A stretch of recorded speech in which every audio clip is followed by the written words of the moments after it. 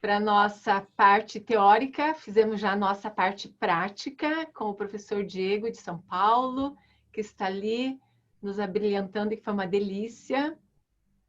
E agora vamos entrar nos yamas niyamas, onde já alguns de vocês já ouviram falar, já foram pesquisando, estudando, e hoje nós vamos entrar em cada um dos pontos com mais profundidade, que é a nossa conduta do bem viver, mesmo onde estejamos confinados, isolados, mas existe uma conduta do bem viver que é extremamente necessária para termos saúde, ânimo, disposição, energia, paciência, tolerância, foco, disciplina no nosso bem viver.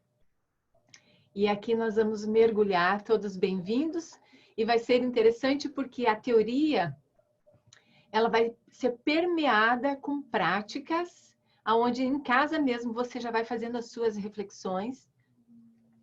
E em algum momento nós vamos abrir para o grupo, para que cada um possa contemplar e se posicionar também, não é obrigatório, cada um dentro do seu próprio tempo, para que seja rico, construtivo, que todos nós possamos sair daqui melhores do que quando iniciamos a nossa manhã de hoje.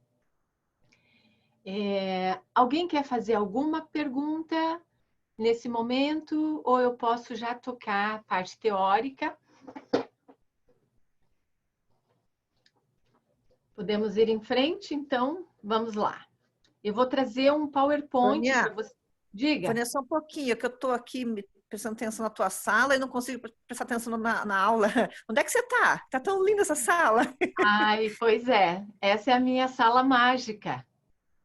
Essa é a sala que eu vou criar lá na chácara, para todos vocês aprenderem dentro de uma sala dessa. Por enquanto, ela é nos meus sonhos, mas como a gente está na quinta dimensão, tudo que a gente pensa, a gente já está materializando, Verônica. E essa sala, então, está no meu pensamento. E olha que mágico, está no meu pensamento e já está sendo plasmado. Essa é a tecnologia, Verônica. É a tecnologia. Só você, Vânia, só você. Vânia, eu achei mesmo, eu falei, onde ela conseguiu fazer isso na chácara lá? Eu estava pensando, onde? Olha que sala maravilhosa! Vocês querem fazer aula? Que sala linda! Oh, nossa, já estava pensando ali, meu Deus do céu, que vontade de ir ali. Tá, mas tá linda, é isso mesmo. Mas o que a gente pensa é a ideoplastia, né? Ela já vem vindo. Eu já sei até o lugar que vai ser lá na chácara, uma sala dessa. E então acho que é o mesmo que eu estava pensando. Ela é virtual. Eu estava pensando naquela salinha de yoga. Essa é uma sala virtual projetada pelo Zoom. Essa é uma tecnologia do Zoom. O próprio Zoom faz isso, mas daí quem quer uma consultoria é o Alexandre que me ensinou. Que legal! Muito legal, né? Então, show de bola. Essa parede ali, eu achei, nossa, mas aonde que é, né? Pensei. É mágico, né? Hoje em dia a tecnologia nos traz isso. E é bom porque daí a gente já vai se imaginando. Por isso, Márcia, por isso o movimento diferente do meu cabelo. Parece que eu estou com um campo energético, né? Uma aura, assim. Estou me iluminando. É um efeito especial, exatamente.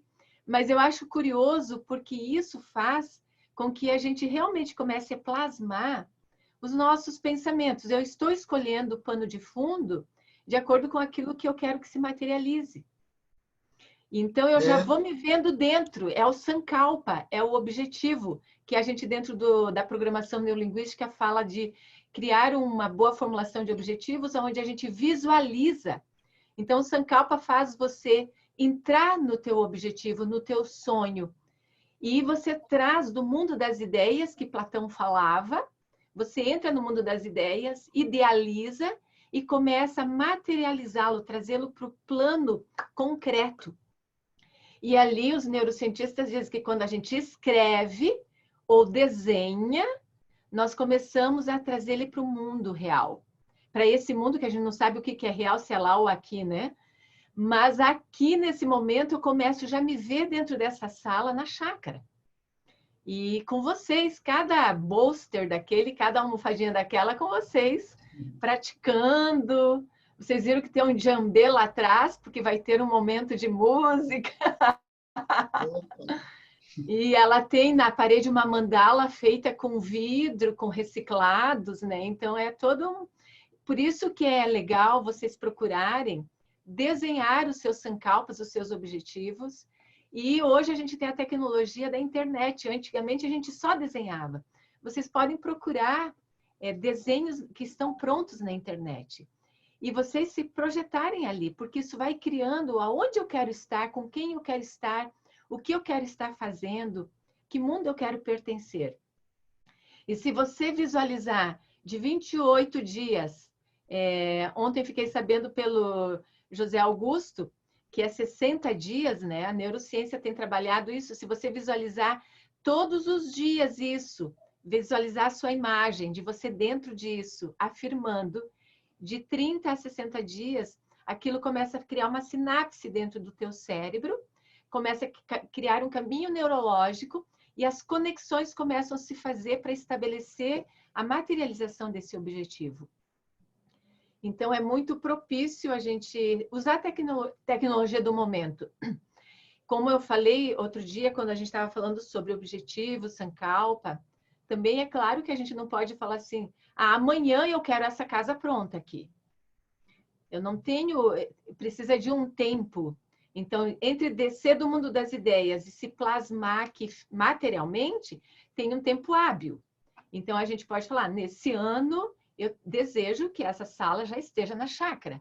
É razoável, é possível, porque a gente tem um espaço físico. Então, é claro que o nosso sankalpa, o nosso objetivo, ele precisa ter bom senso. Ele precisa ter um tempo. Mas não precisamos também ser humildes demais e falar, daqui 10 anos. Não. É possível ser esse ano, no máximo ano que vem. Então, a gente também pode ousar um pouco, porque somos filhos de Deus, e a centelha dele está dentro de nós. E Jesus falava, pedi e obtereis. Agora, como nós estudamos também pela ciência, o seu objetivo tem que estar diretamente ligado aos valores da sua essência. Se eles não estiveram conectados com os seus valores essenciais, que são a sua alma falando na Terra, você vai se auto-sabotar. Então, eu cito o exemplo de um senhor que queria muito melhorar dentro de uma empresa, ele queria galgar um valor maior no salário dele, e ele fez tanto que ele galgou. E ele era uma pessoa muito tranquila, muito saudável, bem com a família. Mas ele queria ter mais dinheiro, crescer. Fez que eles do dobro para o triplo. Só que, com o tempo, ele começou a ficar doente, não dormia mais direito, começou a se sentir mal. E aí, quando foi observar, ele já estava, ele procurou ter a consultoria.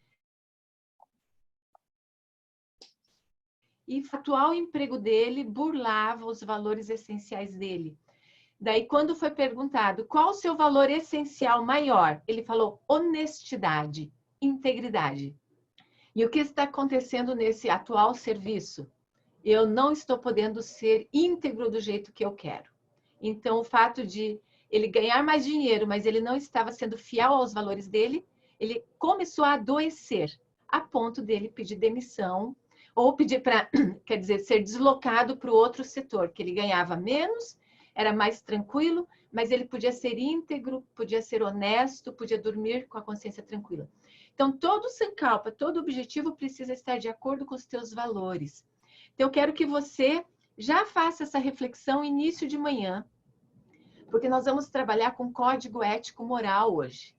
Então, se você puder, nesse momento, quem já fez esse exercício, revisita, anota ali teus 3 a 5 valores essenciais, que são mais importantes. Então, eu vou pedir para você hoje ter caderno do teu lado, caneta, Pode ser a apostila, o pessoal do yoga que recebeu a apostila, apesar de que eu vou mostrar toda a apostila em PowerPoint, mas tenha todo o material aí para exercitar, tá certo? Que nós já vamos, mesmo em casa, sair com muitas reflexões importantes.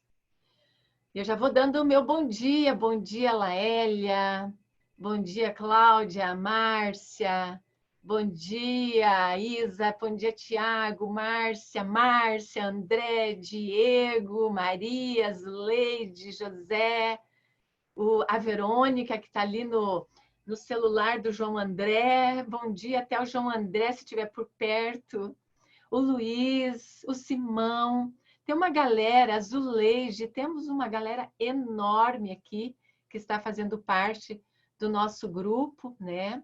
O outro Diego também. Quem mais que está aqui conosco? O Matheus. Só gente do bem, né? Então, vamos lá, vamos entrar nessa jornada. Então, fique muito atento ao seu código ético-moral. E depois de você ter anotado quais são os valores essenciais para você, a pergunta é: a vida que eu estou levando, as minhas escolhas que eu tive nesses últimos anos, ou pelo menos nesse último ano, as minhas escolhas estão alinhadas com esses valores? Procure ver ali se as suas escolhas estão alinhadas.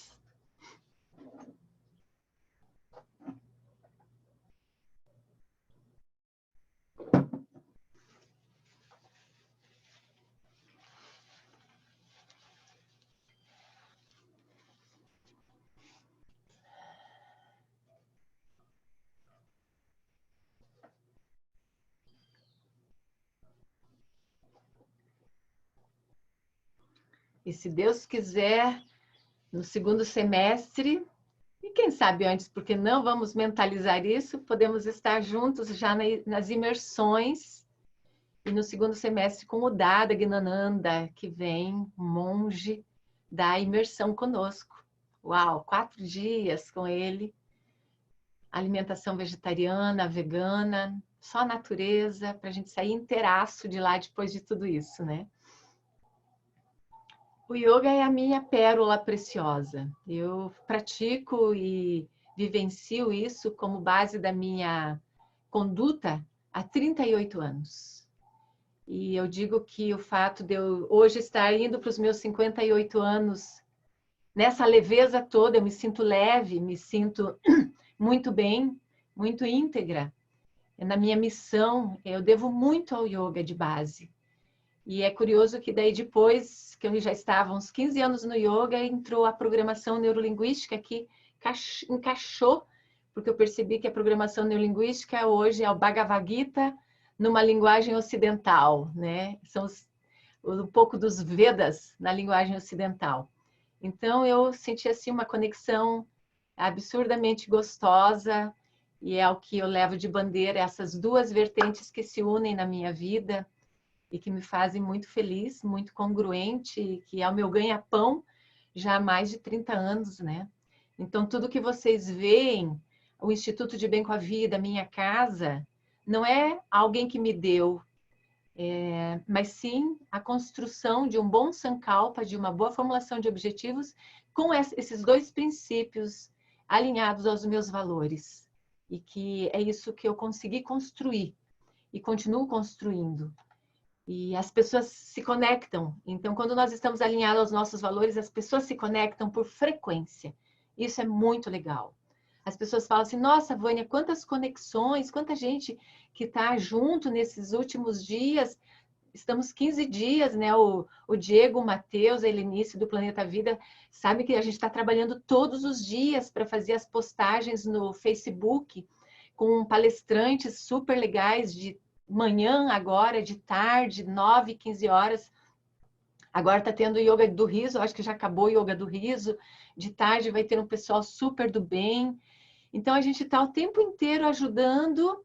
E vocês que fazem parte das minhas aulas pagas, né, que são as pós-graduações, tanto de PNL quanto de yoga, me ajudam a materializar o trabalho com as crianças dos orfanatos lá na chácara.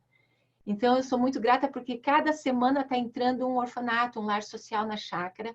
Cada semana a gente está lá com eles, eu estou misturada com eles, fazendo EFT para aumentar a minha imunidade o tempo inteiro. É claro que com máscara, os cuidados, mas as crianças correm para o colo da gente, brincam e a gente se joga no rio junto. E a natureza purifica e está tudo certo, eu tenho que ter fé. E, gente, se eu morrer amanhã, tá tudo bem, porque eu cumpri minha missão, eu estou feliz. Então, eu estou bem, estou bem. Então, não fiquem preocupados comigo, que tem muita gente preocupada, porque eu estou me misturando com os lares sociais. Aqui no Instituto, não tem mais nada, está tudo fechado. A gente só está dando o ensino à distância para a Secretaria da Educação do Interior, para 300 professores. E na chácara, sim, a gente está fazendo um trabalho social com crianças e adolescentes e educadores que estavam confinados e enlouquecendo. Eles estavam surtando, porque são muitas crianças junto dentro de uma casa que não tinha nem quintal. Eu tive que abrir as portas da chácara para eles irem lá tomar banho de piscina, brincar no rio, correr, brincar com os bichinhos, e é tudo de bom, uma delícia. De vez em quando o Thiago está lá com a gente, com as crianças dele, e tocando um violão. E é outro louco que aventura, mas a gente está na nossa missão de solidariedade, né? A Laélia e a Deisiane me ajudando muito com os cachorros, porque está numa leva de depositarem bichinhos lá na chácara, eles entram com coleira, eles estão abandonando. Por favor, gente, não façam isso nunca. Eu sei que a galera do yoga não é disso, nem da PNL, mas que tristeza. A gente, semana passada, já levou 2 para castração, que a Laélia pagou do bolso dela. A Deisiane levou para um hotelzinho para fazer o restabelecimento da castração. Já estamos vendo alguém para doar, para que adotem. Estamos com um pequenininho que precisa ser adotado. E essa semana entraram mais 2 gêmeas latretinhas, que a gente está cuidando junto com os nossos e que precisam de ajuda, porque senão a gente não tem dinheiro para pagar tudo, né? Mas obrigada, pessoal. E o Diego só está comendo, não parou de comer até agora.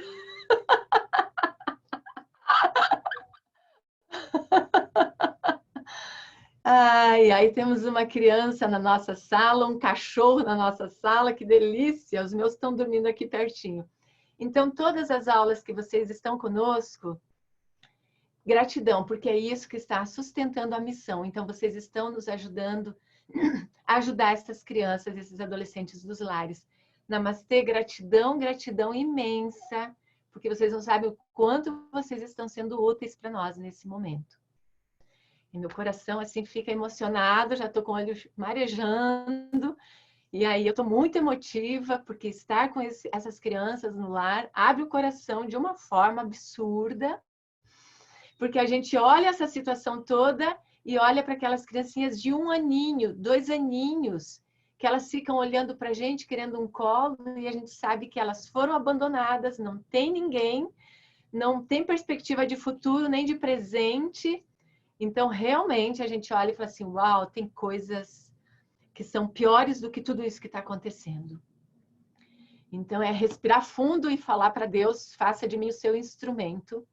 A oração de São Francisco, para mim, é um lema, desde que eu entrei no yoga, fazer de mim um instrumento de vossa paz, de vosso amor, de vossa cura. Eu quero até que no final do dia, da manhã de hoje, o Thiago cante isso para nós, puxe no violão, né?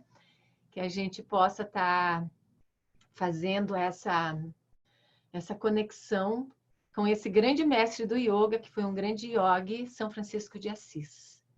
Ele foi um grande mestre ocidental, né? Ele se doou integralmente. Então, aqui, em homenagem a todos esses mestres, nós vamos entrar nos yamas, niyamas, para revisitar como que nós estamos dentro de tudo isso. Alguém quer contribuir alguma coisa com isso, falar alguma coisa? Vou olhar aqui no chat.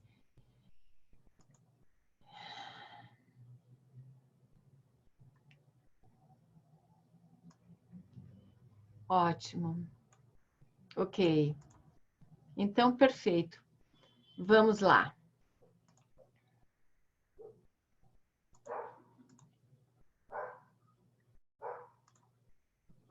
Estão vendo o PowerPoint? Todos acompanhando? Ótimo, vou puxar a tela aqui um pouquinho. Opa, não vai assim com tanta rapidez, meu filho. É aqui que eu quero.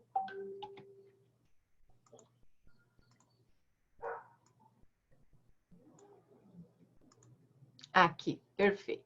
Deixar vocês aqui do ladinho. Muito bem, André está junto conosco. Seja bem-vindo, André. Coisa boa. Que legal. Então, vamos lá. Tudo que somos é o resultado dos nossos pensamentos. Siddhartha Gautama. Não há nada que seja maior evidência de insanidade do que fazer a mesma coisa dia após dia e esperar resultados diferentes. Albert Einstein. Então, juntando essas duas coisas, aí vocês sabem por que eu gostei muito da programação neurolinguística, porque quando Siddhartha Gautama traz essa frase há mais de 5.000 anos, e eu olho para a programação neurolinguística e ela nos ensina a arte de pensar assertivamente e corretamente, eu falo, nossa, né? A sabedoria milenar são técnica, ciência, que não é de hoje, é milenar, tem mais de 5.000 anos. A gente só está revisitando para ver se a gente aprende, né? Porque nós ainda não aprendemos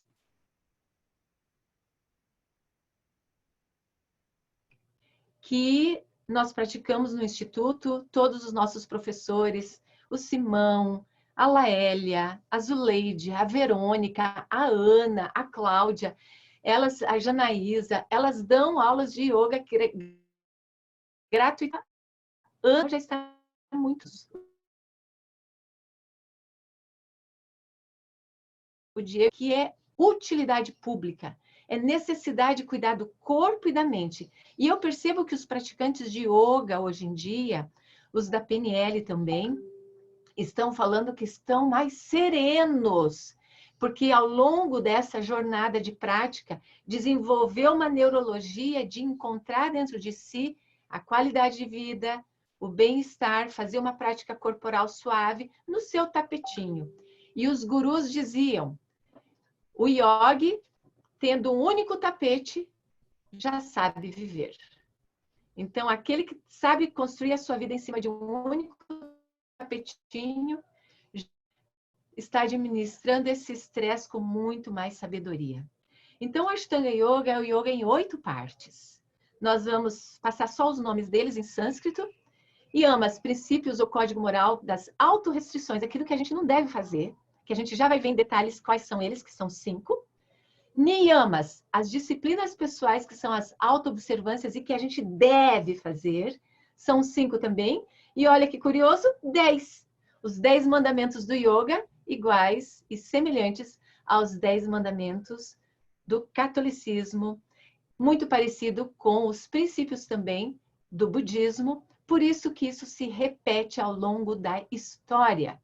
Não é algo criado, ele só vem aos tempos vindo e vindo e vindo para a gente relembrar, porque esse código já está dentro de nós, quando iniciamos na Terra. Asanas, posturas do yoga, que nós fizemos com o Diogo hoje às 9 horas, e que foi uma delícia, porque são posturas firmes e confortáveis, psicobiofísicas. Então, elas não são só ginástica, como muitos queriam rotular o yoga como ginástica. Não! O yoga vai além com as posturas, porque trabalha consciência. Então, nós vamos ter o próximo módulo entrando nos asanas. Pranayamas é o terceiro módulo que nós vamos trabalhar, que é o controle da bioenergia, o prana, o respirar consciente, que é onde a gente capta o prana quando respira e se alimenta, que é onde nós vemos as pessoas que vivem de luz. Não é a proposta do nosso curso,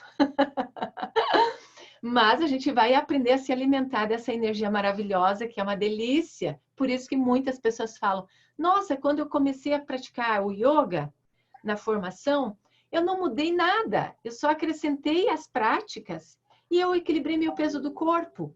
Claro, porque a gente vai reajustando, nós vamos nos realinhando, principalmente nas glândulas. Então, o quarto módulo são os pranayamas.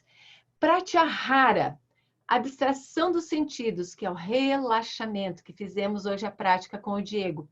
Isso nós vamos ter conta-gotas em todas as aulas, mas estaremos aprofundando o Pratyahara com Dharana, que é o ato de se concentrar e ter foco, no 5º módulo, mais detalhado, focando com a neurociência e a habilidade de levar isso para as crianças, em sala de aula também. E o 7º ponto, que é Dhyana, que é o poder da meditação. Meditar não é parar de pensar, gente, mas sim compreender o porquê de pensarmos, organizarmos os pensamentos e darmos pausas neles, sim, e às vezes deixá-los em slow motion, para que a gente possa respirar entre um pensamento e outro e contemplar a metáfora da nuvem, né? O pensamento é como uma nuvem que passa, ela dissolve. E sempre resta o céu azul para a gente serenar os olhos, descansar. E sempre eu falo para olhar para o céu 3 vezes por dia para alongar o nervo óptico e serenar a mente. A nossa mente é calma, tranquila. Os pensamentos que deixam turbilhões agitados. Por isso que yoga tem uma definição de Patanjali, que está no Yoga Sutra, que é Yoga Chitta Vritti Nirodha, que é yoga é a parada dos turbilhões da mente. E aí as pessoas equivocadas falaram, é a parada dos pensamentos, e ficam brigando com a mente, querendo parar a mente. Não, vai ficar brigando até o fim da vida, vai ficar neurótico, porque não pode. A nossa mente pensa. Mas a parada dos turbilhões da mente, sim. Deixar a tua mente mais serena, mais calma, mais alinhada. E dar umas pausas de vez em quando para estar no presente, sem criação de pensamento. Isso sim, isso é o paraíso na Terra, quando a gente alcança. E é isso que fez com que Gandhi estivesse preso e nunca se sentisse preso. Porque ele estava sereno dentro dele. Por isso que o grande símbolo das épocas mais atuais do yoga é Gandhi com a ahimsa, a não violência, mas não só fora, dentro. E o último estágio do Ashtanga Yoga, que nós vamos estudar ao longo desse ano todo, é Samadhi, ou Samadhi, que é a expansão da percepção da consciência, que é a busca da libertação. Só que essa libertação aí não é por cargo do Instituto de Bem com a Vida, tá? Nós vamos te dar ferramentas, instrumentos, para que você possa fazer o seu Samadhi no teu momento. Pode ser hoje, por que não? Pode ser que a pessoa já venha se construindo ao longo das suas existências e que hoje ela tem um insight de iluminação, porque nós temos flashes de iluminação. E por que não, de uma forma muito simples, respirando, parando, assistindo uma aula, abraçando alguém, né, um cachorrinho ou alguém da família que está perto de você, ou se abraçando. Então, existem muitas formas de alcançar o Samadhi, a gente não fica esperando, ele simplesmente acontece. E é por conta do cliente agora. Então, nós vamos mergulhar no Ashtanga Yoga em toda essa formação, que isso é o yoga em 8 partes. A vida merece algo além do aumento da sua velocidade. Mahatma Gandhi. E aí a gente acelerou tanto, que a gente quebrou o ponteiro do relógio, quebramos todas as máquinas e a gente teve que parar. Então, paramos de verdade. Quem sabe para meditar na marra, para a gente ficar em silêncio, né? Ficar em casa, desacelerar mesmo. Então, a vida merece algo além do aumento da sua velocidade. O que a vida merece de você? É aquilo que você escreveu lá no início da aula hoje, seus valores essenciais. O que você veio brilhar aqui nessa vida. O teu sankalpa, o seu objetivo essencial. O seu dharma. Né? Isso que você veio brilhar. Mas por isso a gente precisa mergulhar no autoconhecimento, que é a jornada do yoga, mergulhar profundo no autoconhecimento para encontrar essa essência. Trabalhando o corpo, a mente e o espírito, usando a respiração e todos os nossos recursos internos. Então, vamos lá. Treinando atitudes. Então, os 10 primeiros pontos cruciais do yoga são os yamas niyamas. o Código Ético-Moral, os 10 Mandamentos. Vamos ver um de cada um. Yamazel, não, não, não, não, procure evitar, não pratique, pelo amor de Deus. São 5. Ahimsa, não violência. O cultivo da paz. Isso consiste em evitar a violência em atos, palavras e pensamentos contra os outros, quanto e, sobretudo, contra si mesmo. O yogin observa esse princípio na vida e nas aulas, não sendo violento com o próprio corpo na prática do yoga, não ultrapassando seus limites e respeitando suas possibilidades. Por isso que a ahimsa é o primeiro que está no topo de todo o início do código ético-moral e principalmente do yoga, da vida. Isso está nos Vedas, está lá no Bhagavad Gita, que são os textos mais antigos da humanidade. Não pratique a violência contigo e com os outros, mas não é esmurrar, bater. É em pensamento, pensar coisa ruim, ficar postando coisa ruim, ficar em roda de conversa alimentando picuinha. Entende? Isso tudo é nocivo, está te destruindo internamente, destruindo os outros, porque tudo é uma frequência. Nós estamos emitindo a frequência. E Gandhi libertou a Índia sem uma arma, só praticando o princípio da paz. Por isso que tem a Universidade da Paz, tem todo o movimento da paz no mundo pela ONU, pela Unesco, que é o princípio de Mahatma Gandhi. Eu estou cultivando a paz em mim mesmo? Eu estou praticando a paz comigo? Quero que você pontue ali, coloque sim ou não, de 0 a 10, quanto está esse ahimsa, esse yama no meu dia? De 0 a 10. 0 é nada, estou bem agressivo, já comendo o fígado dos outros. 5, 2, 3 vai subindo, 5 é mais ou menos, estou mais ou menos. 6, 7, vou ficando melhor, estou mais sereno. 8, eu estou mantendo o meu equilíbrio. 10, eu estou jóia, eu estou em paz, estou calmo, estou tranquilo. Então, eu quero que você pontue de 0 a 10. Quanto está o ahimsa? O cultivo da paz. Vânia, posso fazer um comentário? Por favor, Diego. Você é professor da pós também e é muito bem-vindo. A gente tem que passar a tradução oficial, que é a tradução do sânscrito, né? Himsa é violência e o a na frente da palavra é negação. Então, a ahimsa é não violência. Mas eu aprendi com a Camila Reis, uma formação que eu fiz com ela, e aí tem muito a ver com a PNL, eu achei fantástico. Ela chama a ahimsa de ação pacífica. Porque a gente sai da questão de negar algo, né? Que a gente tem aquela questão do cérebro não negar, ele cria para depois destruir. E para mim foi uma coisa que, quando eu comecei a estudar, a ahimsa me parecia tão próximo de passividade e era uma coisa que me incomodava, porque eu não queria ser passivo na vida, eu queria agir, eu queria fazer as coisas acontecerem. E aí, quando ela trouxe esse conceito ação pacífica, e aí, estudando Gandhi, né, e toda a vida dele, você vê o cara agiu, as pessoas agiram, elas fazem as coisas acontecerem. Elas fazem dentro do pensamento da filosofia da paz. Então, não é passividade, é pacificidade, é diferente. Exige a ação. O Bhagavad Gita nos obriga à ação. Ele nos chama à ação. Ele diz, você é agente construtor da sua história. Mas você vai ter que achar uma forma de fazer isso de maneira pacífica. E esse é o nosso desafio. Obrigada, era isso. É ação pacífica. E isso não quer dizer ser bobo. E aqui eu reservei uma metáfora oriental. Metáfora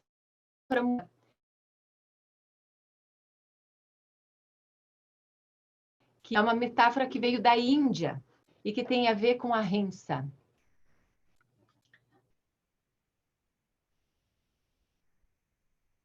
Era uma vez um vilarejo onde todos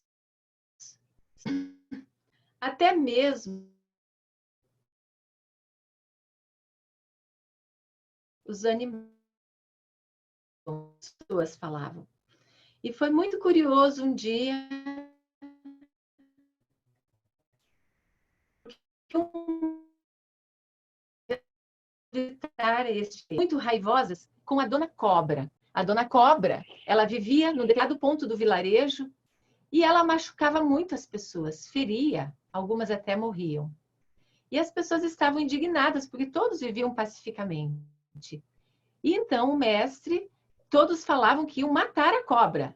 Esse final de semana nós vamos matar a cobra, não dá mais para ela conviver conosco. Ela é malvada, ela é malvada. Então, nesse momento, o mestre resolveu fazer uma visita para a Dona Cobra antes que ela fosse morta. E quando ela chegou lá, ele chegou lá, falou: o que está acontecendo, Dona Cobra? À distância, porque ela já estava assim pronta para atacar.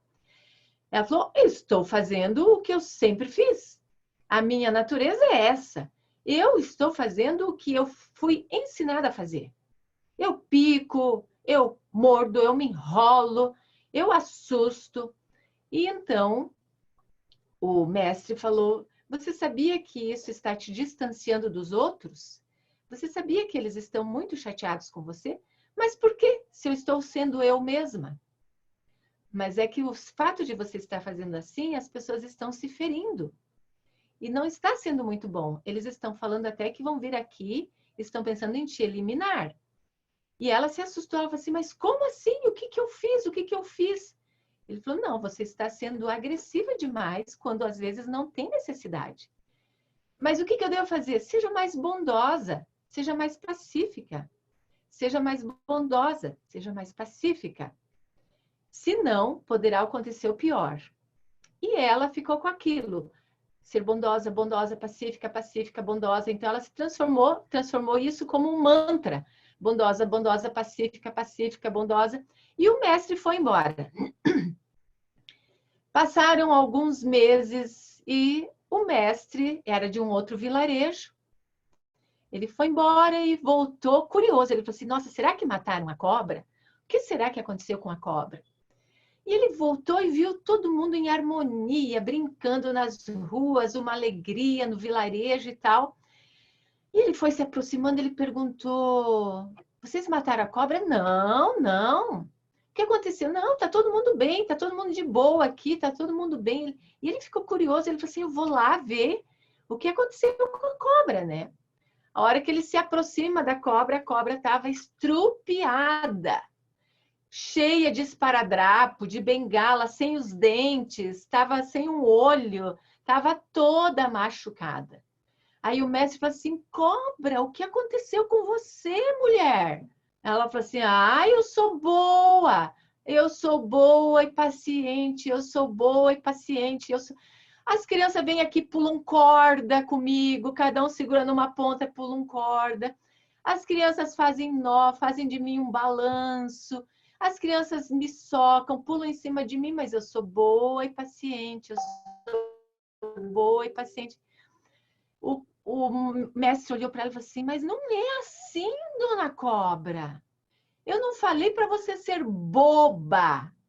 Eu falei para você ser boa. Eu não falei para você parar de mostrar os seus dentes quando é necessário. Eu falei para você só não agredir quando não é necessário, para você ter uma atitude mais pacífica, mais bondosa. Mas isso não quer dizer que você pode mostrar os dentes para as pessoas que vêm te agredir para estabelecer o seu limite. Bondade não é ser boba. E então, Dona Cobra parou, sentou, meditou e se iluminou. Então, a Rimsa traz essa vertente. Não quer dizer que você vai ser bobo e vai ficar falando: ai, tudo é amor, tudo é amor. Não. Tem momentos que nós precisamos ser firmes. Nós precisamos mostrar os dentes, precisamos da nossa integridade à mostra, para pôr limite, para dar o comando, como uma mãe e um pai fazem com uma criança quando está no supermercado, né? que ele quer levar o mercado inteiro e ele dá firmeza, o limite. Então, a Ahimsa tem bem esse cultivo da paz, esse agir com serenidade e sabedoria, sem precisar matar os outros, né? Sem precisar agredir. Muito bom, Diego. A tua fala foi bem pertinente nisso. Grande Camila. Segundo item, anota ali como esse item vai estar na sua vertente do mês. Satya. A verdade nada mais do que a verdade. O yogin busca viver a integridade. Busca ser verdadeiro consigo e com o próximo. Quando a verdade é subjetiva, devemos seguir aquilo que julgamos ser o certo.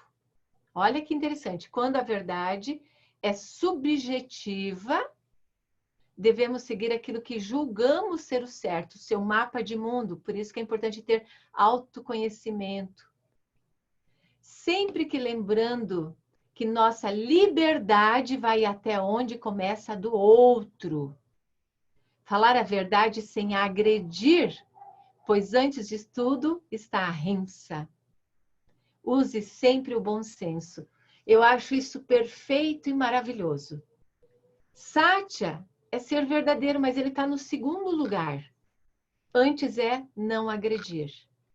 Porque senão eu saio falando a verdade, machucando os outros, pisando nos outros e às vezes até matando pela palavra. Agredindo. Ah, mas eu sou verdadeiro. Eu só estou sendo verdadeiro. Mas eu preciso perceber qual é o alcance do outro, porque senão a minha verdade, no momento errado do outro, vai ser pérolas jogadas aos porcos. Vocês compreendem isso? Faz sentido? Quanta verdade já foi postada na internet, quanta verdade já foi colocada em vários lugares e a gente ainda comete os mesmos erros, porque não estava no lugar certo, na hora certa, não estava com o terreno fértil. Então, saber ter esse autoconhecimento de pôr a verdade na hora certa, no alcance do outro, uau! Pode falar, Diego. Um ditado celta. Alguém ia falar, também... completar?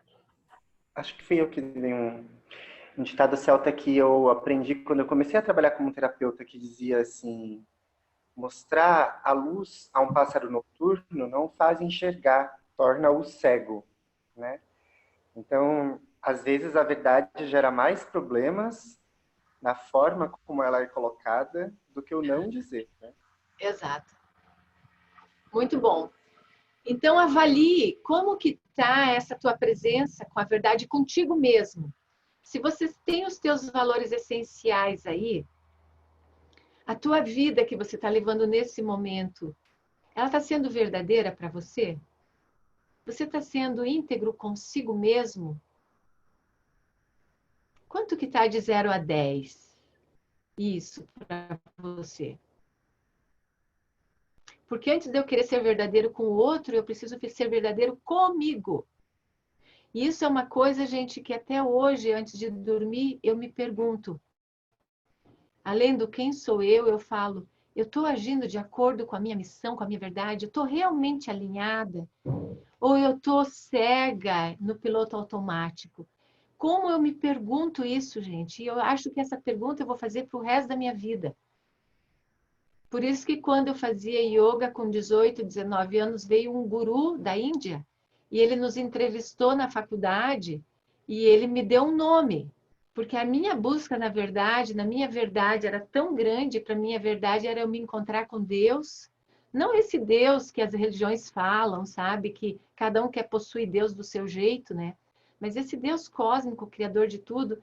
E esse chamado era tão forte dentro de mim, com 17 anos, 16, que ele me deu um nome, né? A gente tem nomes em sânscrito. O meu nome, que eu não uso ele, mas ele está na minha alma, é Satya Devi, a deusa da verdade. Porque é uma busca de encontrar essa verdade, né? E para isso eu tenho que ter ações que me levem a isso. Porque senão a gente às vezes entra em relacionamentos que a gente se distancia da nossa própria verdade para agradar o outro e aí a gente se perde, né? Quantos de nós já vivenciamos isso? Mas isso não quer dizer que eu estou falando tem que se separar, gente, não é isso. Mas é você ir trazendo a sua verdade dentro da relação de uma forma não violenta, pacífica e amorosa, porque a gente vai somando os degraus dos yamas e niyamas. Tudo bem? Podemos passar para o terceiro? Asteia, ou asteia, ou asteia, ou asteia. Honestidade, não roubar, é ter integridade em ações e pensamentos. Então, não roubar pensamentos das pessoas, não roubar bens materiais, não roubar ideias. Agir com retidão é respeitar esse princípio. É curioso, né? Às vezes a gente está conversando com uma pessoa e a pessoa fala uma grande ideia e a gente já pega um gancho e já sai vendendo ela como se fosse nossa. Então, é reverenciar a origem das coisas, é muito legal. Não importa eu falar, olha, o start positivo da PNL, o Alexandre que trouxe a ideia junto com a Ana. Isso, e eu pratico e uso. Isso é muito bom, é reverenciar isso, a origem das coisas. Por isso que quando a gente faz o TCC, né, os trabalhos de conclusão de curso, a gente fala, tudo que você for citar, mostra a fonte. Porque senão hoje é plágio e dá cadeia, né? Então, quanto é importante a gente ter essa integridade de não roubar. E como a gente trabalha com adolescentes de lares sociais e a gente acolhe esses meninos de 18 anos, é muito comum dentro deles não ter nenhum pouco de noção disso. Eles vêm, eles pegam, levam embora, não falam. A maioria deles tem pérolas no meio, que são as exceções. Tipo um Romualdo da vida que não pega, né? Que delícia. Um Gustavo da vida, né? Que estão conosco, morando com a gente. Mas vários, eles pegam porque eles falam assim, eu nunca tive nada meu mesmo, no lar social era tudo de todo mundo, então cada um pegava do outro, quando eu saio do lar eu acho que eu ainda posso pegar. Então olha que curioso, para ele não tem nem noção que ele está roubando, ele está pegando. Porque não era de ninguém, realmente, não tinha do eu. E a gente precisa ajudar essas pessoas na construção do eu, da integridade, para ele saber o que é dele e o que é do outro. Faz sentido isso para vocês, pessoal?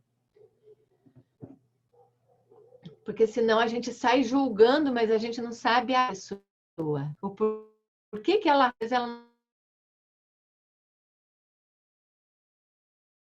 não é a solução. Esse canudo é de plástico, tá, gente? É da garrafinha. Contra canudos, que fica jogando por aí.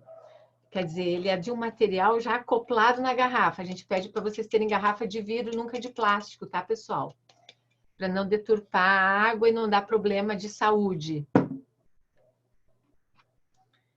Enfim, como que tá então a asteia na tua vida? De 0 a 10, anota ali. E vamos passar agora, né? Olha a vergonha que dá, né?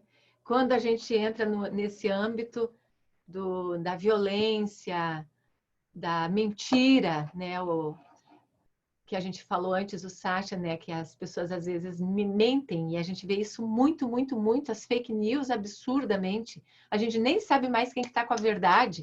Já acabou tudo. A gente olha e fala assim, ué, quem é que está falando a verdade? Vamos olhar para dentro que pelo menos eu estou falando a verdade comigo, né? Da vergonha. Então, esse shame, essa vergonha que a gente quer se esconder, fugir, é próprio dessas ações. Então, agora estamos no Brahmacharya. Brahmacharya é um lugar muito especial dentro do yoga. E aqui é um ponto, assim, bem delicado, muito delicado. É quase que um território polêmico para alguns. A não dissipação da energia sexual. O yogin mantém o equilíbrio em suas práticas sexuais para não desperdiçar essa tão importante energia. Isso significa fazer sexo com consciência, respeitando a si e ao parceiro. Numa interpretação mais abrangente, significa não abusar de nenhuma atividade, ou seja, o caminho do meio. Na Índia, em um determinado momento da vida, o yogin busca o celibato, sem ser uma fuga do corpo, canalizando a energia para a espiritualidade, para a criatividade e ajuda ao próximo. Uau, bastante coisa, né, Brahmacharya ou Brahmacharya. Ele vem como, alguns falam que é eliminar o sexo. Outras linhas falam, não, é ter atenção a essa energia sexual, é ter consciência. Não é ir para uma noite, como a gente vê muita a galera, que ficava com 4 numa noite, e aí saía no dia seguinte com o troféu. Quem ficou com mais gente? Então, isso está faltando na escola, essa consciência. Porque óbvio que isso vai dar doença. Se não é doença física mesmo, que a gente sabe, né, que cada entrada no corpo do outro é uma mistura energética muito grande, que vai somatizar doenças muito sérias. E outra questão, doenças de cunho relacional, espiritual, porque a gente invade na vida, na intimidade do outro, ou se deixa invadir. Quantas mulheres que ficaram casadas e que não eram verdadeiras consigo e nem com o marido, e que faziam sexo por fazer por obrigação, gente. E que se fizeram câncer de útero, câncer de mama ou outras doenças, porque o corpo somatiza quando existe essa violência, os yamas, né? A violência não verdade, onde eu roubo a energia do outro, ou eu roubo a minha própria energia, que daí no dia seguinte está péssimo, mal, que não quer nem olhar para a pessoa. Óbvio que isso vai se tornando agressivo, agressivo, agressivo, e chega uma hora que vai estourar o fígado, ou o estômago, ou as partes íntimas. Então, é muito curioso nós observarmos essa questão do Brahmacharya, que ela é muito sutil, mas é uma das coisas mais verdadeiras. Outro ponto que eu quero falar aqui é sobre a posição de Rudolf Steiner, da antroposofia, o pai da antroposofia. Eu fiz uma pós-graduação em medicina antroposófica no Positivo há um tempo atrás, onde foram 2 anos com médicos dando aula. E foi muito curioso, porque um médico veio, o Dr. Wesley, de São Paulo, e ele disse assim, na aula, Rudolf Steiner estudou todos os grandes mistérios do ser humano. Estudou todo o Oriente, todo o Egito, Blavatsky, todos esses grandes, o Caibalion, tudo. E ele chegou num ponto aonde ele disse, o sexo verdadeiro, a energia sexual verdadeira, ela é criadora. Ouçam o que eu vou falar para vocês agora. Ela é criadora. Só que todas as ciências falaram que era sagrada. É o Tantra. A energia tântrica é sagrada. Como foi mal interpretado, as pessoas começaram a ir para o sexo em demasia, então orgias coletivas, como se fossem meditações, e aquilo fez uma liberação, talvez foi útil em algum momento do planeta, né? Tudo é útil. E o que aconteceu ali? Criação de ser humano. Então as pessoas começaram a criar bebês em avalanche. Vamos criar, porque Deus falou que a gente tem que criar. Vamos procriar, vamos procriar. Rudolf Steiner, gente, depois que estudou todos os mistérios do ser humano, falou que o verdadeiro sexo criador sagrado é na garganta e não é sexo oral, gente. O que é a garganta? Quando eu acordo todos os meus chakras. O primeiro, segundo, terceiro, e acesso o 4º chakra, que nós vamos ver tudo isso hoje, os 3 primeiros. E que eu abro o meu cardíaco, que é o amor incondicional, eu consigo chegar no laríngeo, que é o poder de falar e se materializar. Para eu falar e se materializar em coisas boas, eu tenho que ter autoconhecimento, eu tenho que ter descoberto as sombras dos meus chakras básicos, os meus códigos negativos, os meus códigos positivos, fazer as limpezas adequadas para que esse ponto aqui, que é o laríngeo, que é o caminho estreito que está na Bíblia, o caminho estreito para chegar no reino dos céus. Olha o despertar da consciência aqui. Então, quando eu consigo, que é o que a gente vê os gurus falando, os discípulos que falam, nossa, o mestre, o guru, ele falava e se materializava, ele mexia com a mão e materializava o pó sagrado, uma flor, um objeto. É o poder da cocriação que vem da fala, que é dada ao ser humano. Então, quem sabe um dia nós vamos chegar nisso, porque nós já vemos pessoas criando com esse instrumento que é o laríngeo. Por isso que eu gosto da programação neurolinguística integrada ao yoga, porque é o poder da comunicação assertiva íntegra, alinhada na neurociência e na neuroaprendizagem. Ela está junto, escolher as palavras certas na hora certa. Tiago vai também preparar a música, que é uma música do Padre Zezinho, que é Dai-me a palavra certa na hora certa. É uma música fantástica que eu falo que é um lema do yoga com a PNL. No final a gente vai cantarolar, muito bom. Gente, eu sou apaixonada por Brahmacharya, porque como que está isso na tua vida? E chega um momento que o yogin já viveu a sexualidade com consciência. Ele pode ter se perdido, porque tem os momentos da adolescência que o povo se perde mesmo, a gente se perde, porque está na busca dos prazeres do corpo, descobrindo a vida, mas depois vai vendo que aquilo não é fonte de alegria, de felicidade. No dia seguinte a gente está com cara de maracujá murcho igual, que o outro não foi fonte de felicidade coisa nenhuma. Aí a gente se vira do avesso e vai e volta, e casa separa, e entra numa relação e na outra, até descobrir que está dentro do negócio. E ali pelos 50, 60, o yogin começa a voltar para casa, e é quando ele vai escolher, talvez ele tenha um companheiro ou uma companheira de alma, de missão espiritual, ou talvez ele escolha ficar sozinho e ser feliz na sua missão, na sua fala, no seu contato. Eu estou nesse momento vivendo esse Brahmacharya sozinha, eu já estou quase 6 anos sozinha e tá bem bom, gente. E o pessoal fala assim, mas Vânia, nada.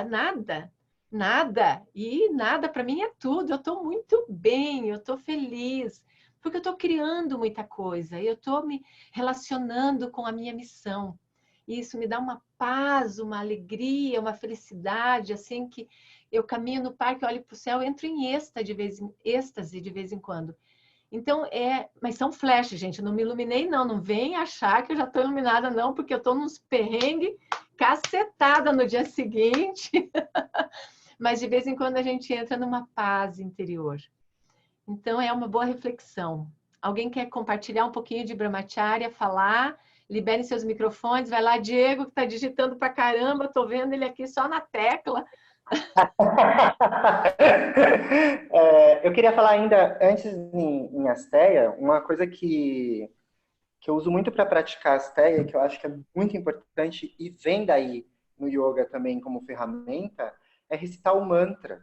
O mantra em forma de pergunta e resposta, ele é exatamente o conceito de Asteia. É eu ouvir e reproduzir exatamente aquilo que eu ouvi. Então, quando eu ouço chit, é chit.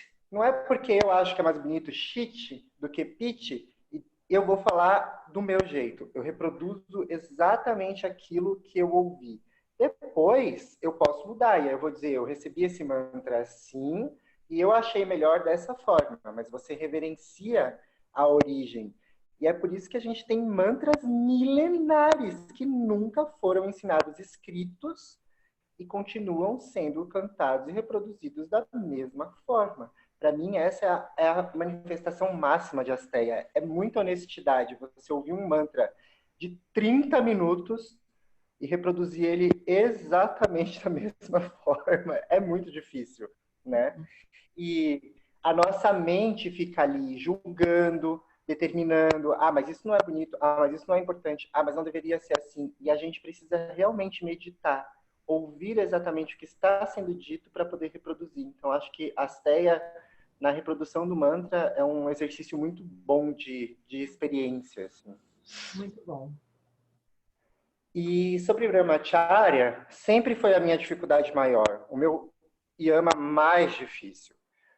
Porque ele é muito difícil de ser analisado no Ocidente, ele é muito difícil de ser analisado quando a gente tira a filosofia do yoga da Índia e dos yogis como dos sadhus, né, dos mestres, aqueles sábios que saíam totalmente da vida cotidiana. Mas quando você vem para o Ocidente, você quer viver uma vida comum ou dentro do resto da sociedade, fica tão difícil quando se diz assim, celibato, né? E aí, quando eu estava estudando psicanálise, o Freud diz que a libido, né, essa energia é a energia que é a origem de tudo. E aí, lá no Kundalini Yoga, a Isabel sabe falar melhor para a gente tem que essa energia é a origem criadora de tudo. A gente começa a pensar como o Brahmacharya é essencial. Meu Deus do céu, não tem como viver sem viver em Brahmacharya. Porque senão você pega a energia criadora de tudo e sai desperdiçando para qualquer porcaria por aí. Né? A libido, esse tesão da vida, na verdade, né? Libido, o tesão que a gente fala o tempo todo é tesão da vida. Você acordar e dizer, nossa, que tesão, vou fazer o meu trabalho hoje, que tesão, eu vou viver hoje, que tesão, vou ficar com a minha família hoje. As coisas que te dão tesão de viver mesmo, né? E aí quando você escolhe, é muito especial, é muito Brahmacharya. Para mim, acho que depois de um tempo o Brahmacharya acabou virando o mais óbvio, assim, de todos, né? A escolha. Muito bom. Obrigada, Diego. E é bom você ter trazido o mantra, porque vai ser um módulo lá para frente, um módulo de mantras e de sânscrito também. O Diego vai nos ajudar nisso. E vai ser bem curioso a gente perceber, porque o que é o mantra? É o exercício do laríngeo, né? Que é essa vocalização, a verbalização. E quando a gente escolhe também as palavras certas, na hora certa, com as pessoas, a gente começa também a usar o Brahmacharya. Usar a nossa energia criadora, porque a gente, através das palavras e das ações, nós estamos construindo um mundo melhor ou pior. Existem palavras que são malditas e palavras que são benditas. Então, olha a importância do nosso laríngeo, do nosso, que a gente vai ver no próximo módulo, né? Nesse a gente vai ficar nos 3 primeiros. E tem muita prática para a gente despertar esses chakras. Muita prática. Deliciosa e maravilhosa. Vamos lá para o 5º yama. Então, anotaram ali como que está, né? Vão colocando, que já já a gente vai abrir para bate-papo. A parigraha, então é o último do que devemos evitar, que é o apego. A parigraha é o apego, então a gente aqui vai falar, precisamos do desapego. Aquela pessoa que é muito apegada à materialidade, né? Ela é apegada às coisas, às pessoas, a objetos. Eu lembro que a gente tinha uma vovozinha que eu amo, ela de paixão, ela já partiu, mas era muito engraçado, que ela tinha um pomar enorme na casa dela, a gente ia lá para comer fruta, ela não deixava. As frutas caíam do pé, mas ela não deixava. Ela era tão apegada às frutas do pé da árvore da casa dela, que a gente passava vontade. Enfim, a parigraha é um convite, então, para libertar o apego e chegar no desapego. A materialidade é necessária para vivermos aqui na Terra, mas apegar-se leva ao sofrimento. Aquilo que eu mais me apego é aquilo que vai, de repente, me passar uma rasteira. Desapegar-se traz mais paz interior. Então, é posses materiais, relacionamentos e até mesmo do resultado da prática do yoga. Bem-vindo aos professores e aqueles que estão fazendo a formação que querem um dia se tornar professor de yoga. Tem gente que está fazendo essa formação só para o seu autoconhecimento, beleza? E tem gente que quer ser professor de yoga. Então, quando a gente vai fazer uma prática de yoga, Se liberte do resultado. Ah, porque eu quero com essa prática alcançar tal coisa. Pronto, já está fazendo a parigraha. Precisa se libertar desse apego do resultado. Ah, eu quero fazer o bem porque tal coisa vai acontecer. Então, algumas pessoas falam assim, Vânia, você faz isso lá na chácara com as crianças, o que isso te traz em troca? O que você ganha com isso? Eu falo, rapaz, essa pergunta eu não me fiz até agora. Eu faço porque faço, tem que fazer, é necessário fazer. Eu gosto de fazer, tá tudo certo. Então, olha só, é muito importante que o yogin não fique preocupado com o resultado das posturas físicas. Isso pode atrapalhar o desenvolvimento da sua prática. Por isso que na prática do yoga a gente fala, não se compare a ninguém. Não fique olhando para o coleguinha do lado, que ele está mais flexível do que você, ou você mais do que ele. Nada disso. Cada praticante deve respeitar o limite de seu corpo. Então, o desapego, pessoal, até as nossas crenças, né? Aqui é um convite. Escreva suas crenças fortalecedoras e fragilizantes. Porque às vezes a gente fica tão apegado às nossas crenças, porque eu sou, ou eu não consigo, eu não posso, esses rótulos. Então, esses rótulos, a gente se apega a eles e eles nos congelam na vida. Então, cuidado com os rótulos, cuidado com os decretos pessoais. Desapegar-se, ficar mais flow, mais leve, fluindo. É um dos princípios que a gente encerra os yamas fazendo esse convite do desapego. Como que está o desapego na tua vida? Aí, nesse módulo, a gente também faz um desafio. Já vamos fazer enquanto eu estou lembrando. Limpar a casa. Nesse módulo, a gente pede a parigraha em casa hoje. Você vai arrumar... Hoje não, porque temos aula o dia inteiro. Mas amanhã de tarde, a gente tem aula amanhã também até perto da hora do almoço. De tarde, amanhã, ou durante a semana, que você está com bastante tempo para ficar em casa. Yes, que delícia! Reclamávamos que não tínhamos tempo, agora a gente tem tempo. Vai arrumar a tua casa, teu guarda-roupa, tua gaveta, e vai olhar aquelas coisas que é apegado e que você está ali com 2 anos que não faz nada com aquilo. Apego afetivo. E se você morrer amanhã, o que vai adiantar?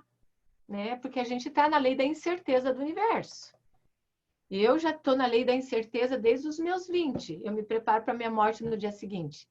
Que o meu médico, que é budista também, ele fala assim, Vânia, você tem uma mente budista. Né? Eu me preparo para partir a qualquer momento. E está tudo certo. Então, para que se apegar a coisas, objetos? É se libertar. Às vezes a gente se apega até a rancor. Você já viu? Que a gente é rancoroso com uma pessoa e a gente guarda uma mágoa de uma pessoa e guarda como a gente guarda as calcinhas, sutiã, né? A gente guarda. Então, o que aconteceria se a gente revisitasse e também liberasse, se desapegasse até do rancor, fizer um ho'oponopono hoje para aquelas pessoas que ficam presas no nosso coração? Freud foi comentado, né? Ele dizia que a gente tem 2 tipos de apego nas pessoas, pelo amor ou pelo ódio. A gente está apegado igual. Então tem que cuidar e libertar, né? As aversões também nos aprisionam. Então vamos fazer uma faxina na nossa casa, um desapego total ali. Claro que não total, a gente também vive no planeta Terra. Precisamos de coisas básicas para o nosso conforto, porque o conforto faz parte do nosso existir. O excesso é que é desagradável e nocivo. Então, uma pausa aqui. Encerramos os 5 yamas. Você avaliou, olhou ali como que está o teu gráfico. Agora vamos abrir para uma conversa. Liberem seus microfones. Eu vou tirar um pouquinho aqui para já daqui a pouco voltar com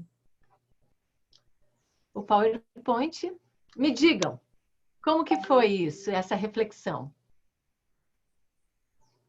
Vocês viram que eu estou na minha sala virtual, né? Então meu cabelo vai e volta de vez em quando.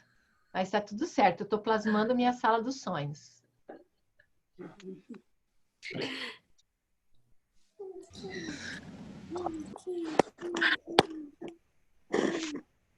a minha primeira experiência com essa sala virtual. Tô achando o máximo. Vamos. Oi, Quem quer falar? Quem? Oi, Oi, Lélia. Lélia. Oi, né? Não, eu queria falar um pouquinho sobre o aparígrafa, né? Que eu acho bem interessante a gente pensar, né? De nos libertar daquilo que nos boicota, né? Porque muitas vezes aquilo ao que nós estamos apegados é justamente aquilo que está travando a nossa vida, né? E nós temos uma tendência a ficar agarrados a todos essas crenças limitantes, né? Ou mesmo até a pessoas que nos boicotam, né? E eu acho que faz parte justamente desse grande aprendizado da sabedoria, é poder nos libertar disso que nos boicota, né? E a outra coisa é que está relacionada mesmo à parígrafa. Eu acho fundamental esse yama, porque ele está lá também no Bhagavad Gita, quando Krishna vai falar para o Arjuna, né, para o guerreiro, né, que haja sem estar preocupado com o resultado da sua ação, porque até não agir vai dar resultado, e sempre vai ter resultado a sua ação. Então, eu acho bem legal essa coisa do aparígrafa como fundamental nessa reflexão do que é como agir sem estar ligado ao resultado. O importante é agir dentro dos nossos princípios e das nossas crenças, que elas são básicas e fundamentais, e elas são de todos, no bom sentido, né? Então, eu acho que é por aí mesmo, sabe? Obrigada, Lélia. Ótimo. Gratidão pela contribuição. Mais alguém? Vânia, eu... Está escutando? Vânia, então eu vou colocar o fone que é melhor. Eu tenho uma preocupação porque tem algumas coisas que eu carrego desde a juventude, assim, lembranças e tal. E eu sempre me pergunto, isso é apego? Ou isso é... Mas o que significa eu me desfazer disso? Sabe? Tem outras coisas, mas é um material, né? Mas ontem mesmo eu estava arrumando algumas coisas e eu disse assim, nossa, como a gente se apega a algumas coisas, né? É observar, Márcia, se traz conforto ou desconforto e se aquilo realmente é necessário ou se pode ser útil para mais alguém, né? Porque tem coisas que você olha e fala, não vai ser útil para ninguém e me traz um conforto ter. Ok, tudo certo, né? Então, aí entra o bom senso que é muito individual de cada um. Obrigada. Mais alguém? Eu consegui me dar nota ali para cada coisa. Acho que o 10 só está no desapego mesmo. Eu acho que é a parte que eu estou mais conseguindo trabalhar. Penso que nessa história do desapego, ano passado eu trabalhei bastante com yoga terapia e aí muita coisa veio à luz, né?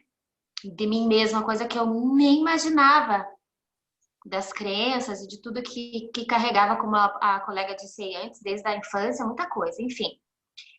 E eu ainda sou, né? Porque a gente não deixa de ser o que foi a vida inteira ainda.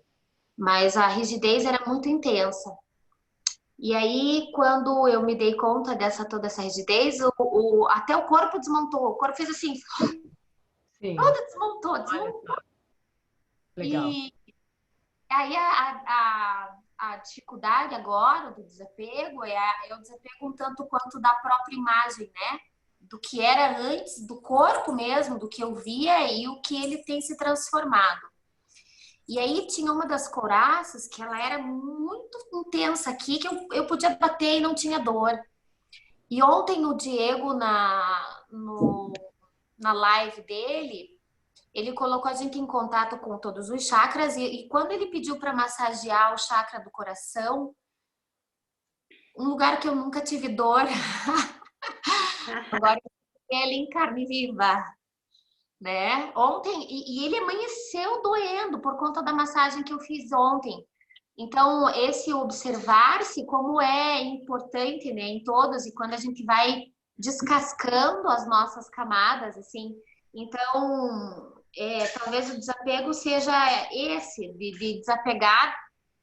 É fácil desapegar do que eu fui, mas não é tão fácil desapegar da ideia do que eu fui sendo agora. É mais isso, eu não sei se eu consigo ser clara. Então, acho que esse apego ainda é o que está ali em 2. Perfeito. Gratidão, querida. Mais alguém? Oi, Vânia. Oi, Verônica, fala. Me toquei aqui de... Então, eu estava esses dias aí, eu estou conversando com muitas mães, né, que estão com filhos em casa, enfim, EFT, dele tudo, né? Mas assim, agora me toquei aqui, Vânia, do seguinte, os filhos, quando estão longe, causam muito sofrimento para as mães. E eu tenho pedido para as mães fazer o Ponopono, né? E agora, nossa, me deu uma luz aqui, porque você falou, o apego traz sofrimento. Então, amor de mãe não traz sofrimento. O apego traz. Então, agora, nossa, deu uma luz aqui agora, pelo seguinte, então, que a gente tem que ser mãe é uma coisa, ser mãe apegada é outra coisa, sabe? E isso aí foi um insight muito bom, estou muito feliz com esse insight. Para mim, inclusive, né? Para mim, inclusive, e porque o filho nunca é sofrimento. Para a mãe, nunca é sofrimento. Muito se bom. for, existe apego. E você tem que eliminar o apego para você ficar só com o amor de mãe. Achei isso muito lindo, sabia? E outra coisa, que bom que você saiu um pouquinho do lado. Eu estava pegada com o que estava atrás das tuas costas aí, Vânia. Aí você saiu um pouquinho do lado e eu vi o que tem atrás das tuas costas aí, que é lindo o que tem atrás. Deixa eu ver. A minha sala é maravilhosa. É linda. Agora que você saiu dali, eu estava tão apegada. O que tem atrás das costas da Vânia? Achei, tá lindo. Olha, eu posso ir para todos os lados. Isso é muito chique. Desapeguei.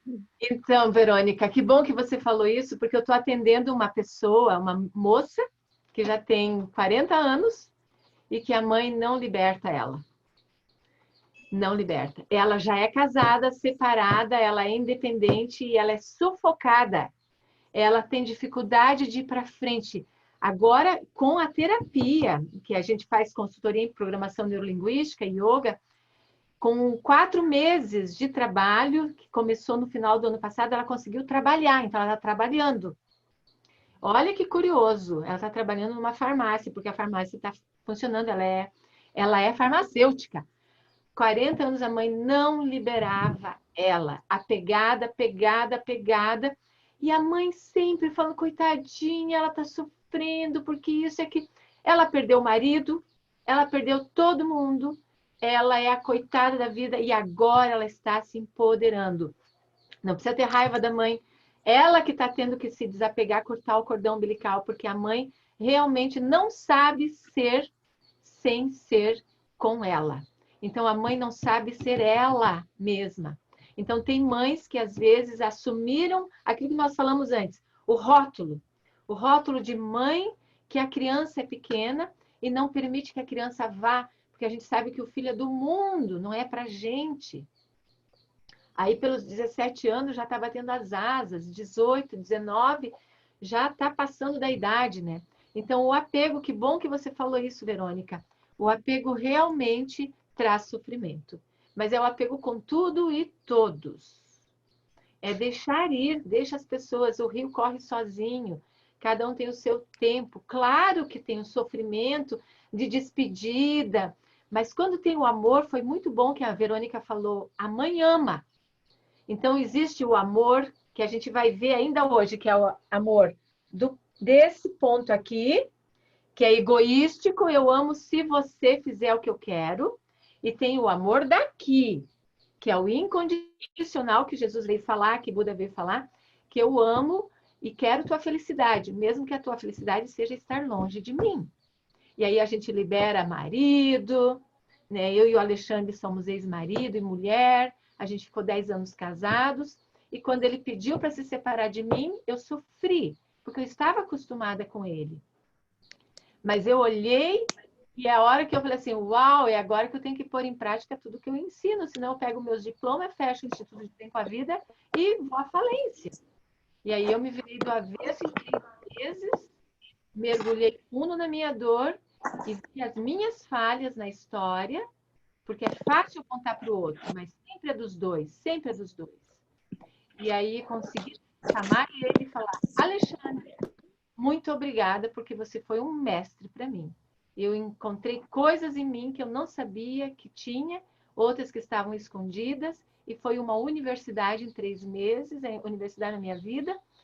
Agradeci, consegui colocar tudo em prática, muita técnica, pedi ajuda, óbvio, porque é uma dor de rompimento, né? E, nossa, no ano seguinte já, a gente já estava trabalhando junto, e a gente já está, acho que há 6 anos divorciado, e a gente tem uma missão. Ele já está casado, está com outra pessoa, e a gente está um ajudando o outro. E ele está aqui no instituto, ele é professor, estava fazendo aula com a gente hoje de manhã, então está me ajudando um monte, porque a gente se conectou na missão, né? A gente entrou naquilo que era essencial de nós dois.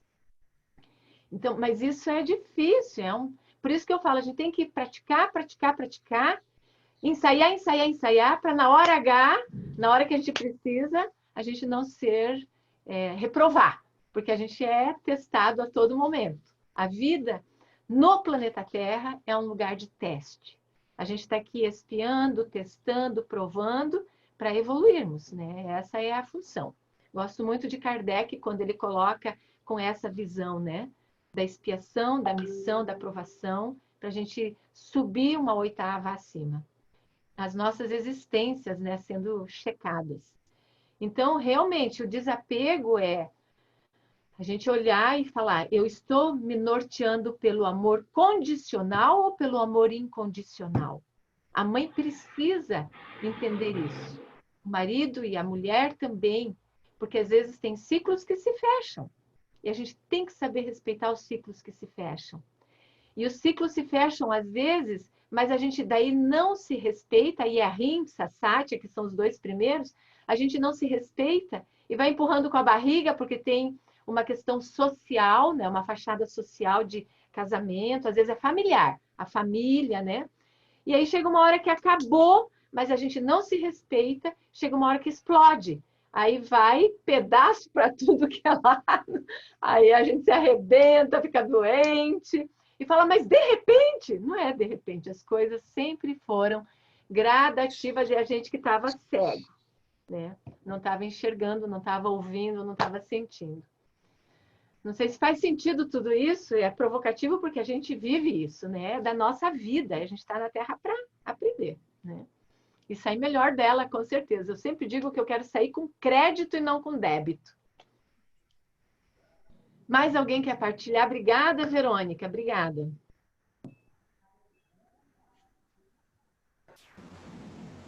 Eu gostei muito quando você fez deu o exemplo da história da cobra, de ser boa, mas não ser boba. Isso. Né? Que às vezes confunde mesmo. Então, tem que estar bem ligado para não... Porque fica entre uma coisa e outra ali, né? Isso mesmo. Eu gosto muito dessa história também, Márcia. Muito boa. A gente tem que lembrar dela de vez em quando. Eu anotei aqui. Até onde que é a bondade e até onde que é a nossa bobice, né? Rosa Carmen? Já foi errada. Isso.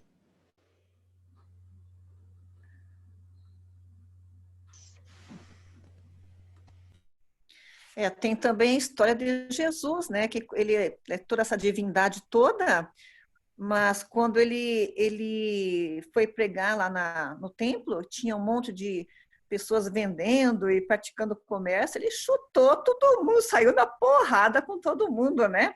Então, isso não atrapalhou em nada a divindade dele, sabe? É a mesma história, sabe? Isso aí. Uhum. Rodou a baiana. Uhum. Em seguida, volta para a serenidade, para o centro. Os mestres do yoga dizem isso. Tem vezes que com o discípulo tem que ser muito firme, muito forte.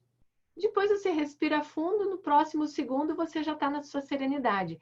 O problema é ficar na agressividade um dia inteiro, uma vida. A pessoa nervosa, nervosa, braba, braba, braba e não sai daquele estado. Ela está se envenenando com cortisol, né? Aí vai ter um câncer, um aneurisma cerebral, um enfisema pulmonar, qualquer coisa. Vai explodir.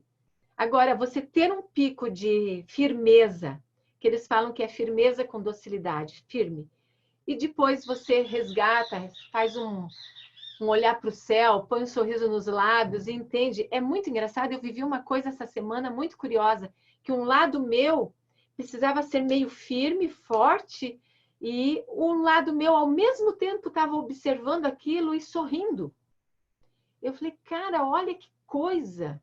Eu tinha um lado meu distante, observando aquela Vânia tendo quase que um chilique, sabe? Eu falei, meu Senhor, como... E daí, rápido, eu consegui me acoplar nessa serenidade e virei a página e segui em frente. Mas isso é um ensaio, né? A gente se auto-observar. Aquilo que o Diego falou, essa auto-observação, ser testemunha de si mesmo é um bom exercício. Mais alguém quer partilhar? Eu quero falar uma coisa que veio na cabeça agora. Fala, Matheus. Você comentou da firmeza, né? Uhum. E, enfim, a firmeza ela é um paradoxo. Acho que é bem aquela questão do caminho do meio também, né? Não dá para levar nem no excesso, nem na escassez. Isso me lembrou uma coisa que está na apostila. Eu não lembro em qual das apostilas do yoga que eu li, que lá tem 4 palavras que me marcaram: forte, estável, relaxado e alerta. E isso me fez ter essa questão, né, de entender o que é firmeza de fato, o que vai além da rigidez da firmeza, né? Uhum. Então, acredito que seja legal, assim, repensar na firmeza, porque ela também tem essa flexibilidade, como vocês disseram, mas a cobra tem que usar as presas quando precisa, né? Então, é bem essa questão do caminho meio mesmo, até na firmeza. É isso. Obrigada, Matheus. Mais alguém?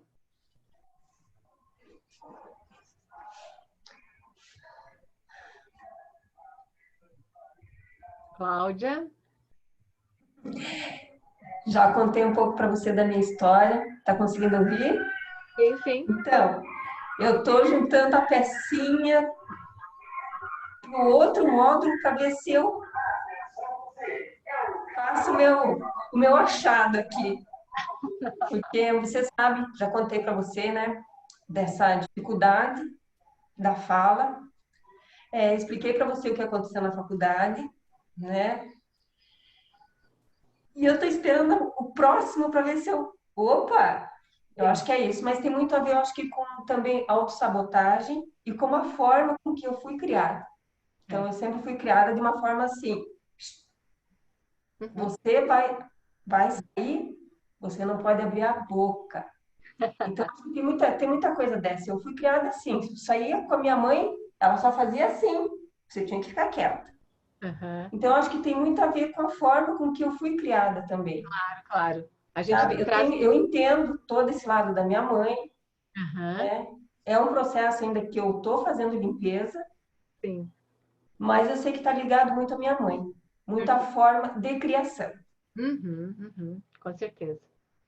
Mas que bom, porque é engraçado, é impossível não se comunicar. Isso é um pressuposto da neurociência, da PNL.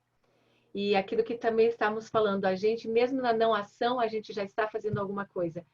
Ela estava ali no cantinho da minha tela, o corpo dela falando o tempo inteiro para mim que ela queria falar.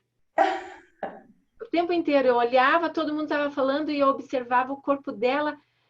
O corpo estava falando. E eu falei, será que é agora que ela vai falar? Será que é agora? E só foi falar o nome que ela já se expressou, porque o corpo estava querendo, né? Então, lembra disso, o teu corpo já se expressa muito bem. Você tem uma pessoa me perguntou assim, como é que você faz para você falar alguma coisa para alguém? Eu falei assim, tem muita diferença entre o que você pensa e o que você lê e a forma com que você vai transmitir isso. Muito bom. Como é que eu faço isso? Eu falei, não sei, é uma coisa natural. Você não fala aquilo que você lê. Exato, exatamente. Que bom que você falou, gratidão. Então, mais alguém quer falar? Eu quero que o Tiago pegue o violão, Tiago. Pode ser? Pode ser? Tá aí já? Tiago, o Tiago é professor, né, aqui do Instituto também. E o Tiago, ele é professor de programação neurolinguística. Ele tem um trabalho todo lindo de metáforas no violão, que vocês vão acompanhar mais para frente. E ele traz o sagrado na música. Ele traz a espiritualidade na música. E eu fiquei com muita vontade nesse momento para a gente, de repente, fechar os olhos. Eu vi aquele dai-me a palavra certa. Pode ser, Tiago? Vou fazer já, vamos fazer. E deixa eu até contar uma coisa para vocês antes, que hoje o violão, o violão tá desfalcado hoje, ó. Hoje pela manhã eu tava parado aqui, ele arrebentou uma corda, ó. Tá vendo aí? E é coincidência falar aqui hoje, né? Porque deixa eu usar um pouco. Tá muito claro aí essa luz atrás aqui? Um pouco, mas tudo bem, não tem problema. Né? Dá para te ver bem. Tá bom. E tava ouvindo umas partilhas aí e me preparando para fazer a fala, né? Que essa semana eu tenho me dedicado para mim, assim, sabe? Até esse curso também, né? Desde que eu entrei na programação neurolinguística, já tem 6 anos, de modo geral, eu sempre quis estar a serviço do outro. A Vânia sabe disso, a minha jornada também diz isso. E pouco eu fiz para mim. Pouco. Tem que ser sincero nisso, né? Então, eu me tornei muito bom em ajudar o outro e pouco em olhar para mim. Então, até dentro das formações, eu sempre dou um jeitinho de não fazer tão bem, de não entrar tão profundo, porque eu sempre estava cuidando do outro. E então, de um ano para cá, acho que 1 ano e meio, mais ou menos, eu acho que meti muita confusão, assim, porque quando eu abri as portas da minha emoção, aí pronto, aí foi uma bagunça total, né? Então, acho que se permitisse quebrar, pegar aquele prato de porcelana e jogar no chão e começar a colar de novo. E hoje é um dia bem assim, né? Eu compartilhar com vocês que para a gente ampliar o nosso mapa, né? Ó, de novo, né? Eu conheço o Paulo Vieira, né? Do Poder da Ação, aí tem o método CIS. Aí estou fazendo o método CIS em casa. Comprei um curso online em parceria e estou usando o método CIS em casa. Compartilhar com você, Vânia, que nada muito diferente do que nós estudamos na PNL, com você. Então, assim, o Paulo Vieira é um cara que ele faz barulho, ele é o alta performance, é o cara do pau, o cara que vende, mas o conteúdo que nós trazemos, ele não perde em nada. E a gente ainda traz com leveza, a gente traz respeitando muito o outro. Né? Então, eu estou lá fazendo o curso, eu estou fazendo para mim, mas eu tenho um lado que fica assim meio que olhando, observando, né? Aí eu tenho que dizer, opa, faz para você. Então, muitas perguntas que a gente vê aí, que eu vi lá, e que eu abri a emoção, assim, então, eu estou no momento de colar os cacos, né? De se ajuntar e de se arrumar. Tem uma metáfora, Tiago, muito boa, que é uma metáfora japonesa, que serve para todos nós. Quando os japoneses quebram um objeto, um prato, por exemplo, um vaso, eles juntam as peças e colam com uma cola dourada. Eles colam todo o vaso com uma cola dourada, o prato com a cola dourada. E aquilo fica um artesanato belíssimo, lindo, porque fica aquela marca dourada. E eles dizem que quando a gente cola os cacos com a cola dourada, nós estamos fazendo das nossas cicatrizes ouro. Nós estamos fazendo dos nossos sofrimentos uma pedra preciosa. Nós estamos fazendo um ornamento uma lembrança de que os nossos sofrimentos são aprendizados e são as nossas joias mais preciosas e valem ouro. Então, eles penduram nas paredes os ornamentos quebrados com colas de ouro dourada. E fica belíssimo, tem na internet, é lindo de ver. Então, está aí, né? Pegar essa porcelana quebrada e, quem sabe, colocar ouro e falar assim, tudo que eu vivi é ouro na minha vida. É o nosso Buda dourado, né? Tá ali o Ganesha dourado, né, Laélia? Pois é, a Laélia fazendo uma imagem ali, ó. É. O Ganesha, que é o símbolo da prosperidade, né? Muito bom. Então, até hoje, até à tarde, provavelmente, eu não sei se eu vou estar tão presente, porque está rolando no mesmo dia, até domingo, né? Esse curso lá, né? Estou fazendo para melhorar e também para o pessoal, né? A gente fazer isso. Queria compartilhar com vocês isso, né? Que para a gente que partilha pouco, né? É muito bom. Então, vai dar para tocar mesmo sem uma corda? Dá. Aí até você falou das metáforas do violão, né? É isso mesmo, dá para tocar sem uma corda. Ele não cumpre o papel exatamente como teria, mas mesmo sem uma corda, sem duas cordas, dá para fazer, né? E eu vou fazer para vocês verem que dá para fazer. Na nossa vida, a gente não precisa estar com tudo em ordem, né? A gente pode, do jeito que estamos, fazer a nossa parte. Como dá para fazer. Só afinar o nosso instrumento. Diga, Márcia, você ia falar. Eu queria fazer uma analogia também rapidinha. Tem um filósofo, não me lembro agora qual, que fala que é preciso desorganizar para organizar. Então, fazendo uma analogia com o nossa tarefa de desapego amanhã, a vida é mais ou menos isso, né? A gente vai ter que tirar tudo do guarda-roupa, fazer aquela bagunça em cima da cama, mas no final, né, a gente vai reorganizar muito mais bonitinho, né? Às vezes a gente coloca tudo por cor. Então, assim, fica melhor depois. Essa desorganização é dolorosa às vezes, né, na vida, mas a reorganização é muito legal. E mais só falando um pouquinho dos meus resultados ali, minha maior questão ainda é o desapego, mas assim, o desapego como mãe, principalmente. Faço esse trabalho já há algum tempo de ir desapegando aos poucos, né, e me colocando no meu lugar, né, de amar sem mutilar, né, sem enclausurar. E a minha dificuldade de falar também, a hora que uma das pessoas ali comentou, né? Então, assim, eu falo muito bem quando eu estou ensinando alguma coisa. Mas quando eu vou falar de mim, ó, já estou com taquicardia, já suo na mão, já parece que eu estou super me expondo, assim, sabe? Então, é uma coisa que eu tenho... E eu sempre tive dificuldade de me expor, de expor a minha verdade, se eu acho que vai ferir... Não que vai ferir alguém, mas se eu acho que eu vou desagradar, sim, né? Que eu não vou ser tão benquista se eu me expor, aí eu calo. E eu acredito que, inclusive, isso tenha muita relação com o meu problema de saúde, né? Que são as urticárias e tal. Então, essa coisa de ficar guardando acaba me intoxicando. Tem que sair pelos poros, né? Exato. Por algum lugar tem que sair, né? Então... Ótimo. Obrigada pela partilha. Márcia, eu também compartilho de você. Tô até suando aqui um monte, ó.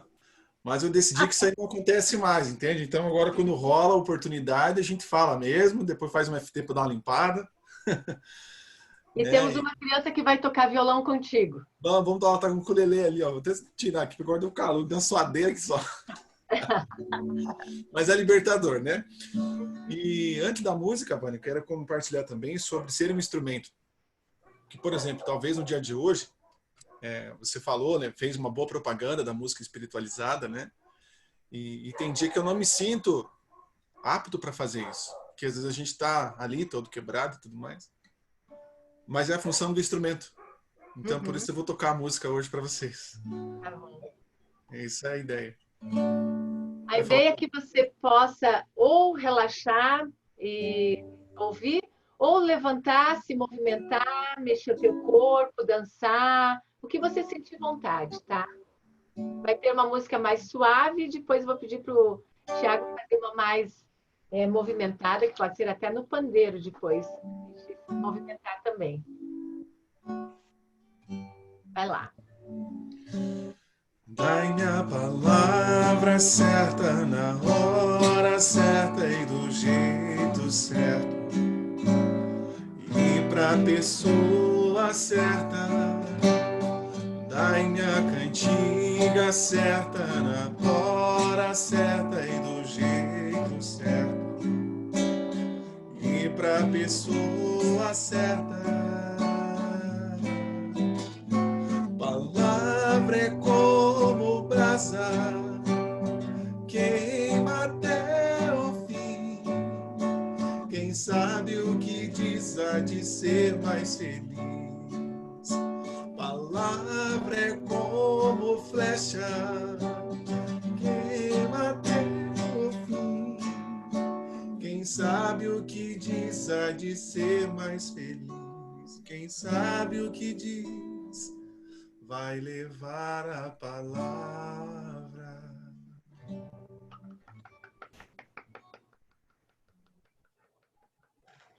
Muito bem. Canta o Viver e Afinar o Instrumento, então, que a gente vai cantar. Podia ser no pandeiro para a gente ficar de pé e se chacoalhar um pouquinho? O pandeiro não está aqui agora. Não está aí? Então vai no violão. Vai no violão. Vamos ficar de pé?